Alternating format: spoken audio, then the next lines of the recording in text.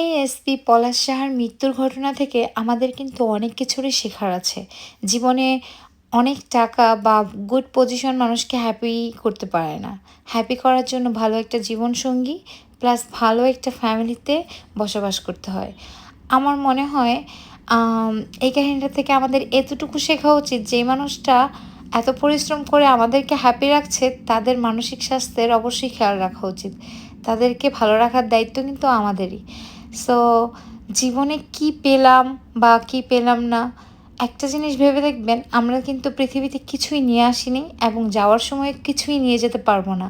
ভগবান আমাদেরকে যা দিচ্ছে, যেগুলা উপভোগ করতে পারতেছি, তার জন্য ভগবানকে সবসময়ই থ্যাঙ্কস দেওয়া উচিত যে আমরা বেঁচে আছি, আমরা এটা উপভোগ করতে পারতেছি। বেশি লোভের তো দরকার নেই। সো পাশের যে আছেন তার মানসিক স্বাস্থ্যের দিকে খেয়াল রাখুন, সবাই ভালো থাকুন। এটাই হচ্ছে গিয়ে আমার মনে হয়। ভালো থাকার জন্য অনেক বেশি টাকা পয়সার প্রয়োজন হয় না। আর হচ্ছে গিয়ে কি বলবো? ছোট মুখে অনেক বড়, বড় কথা বলে ফেললাম হয়তোবা। কিন্তু ভেবে দেখবেন এটাই সত্যি। জীবনে সুখে থাকার জন্য অনেক কিছু প্রয়োজন হয় না।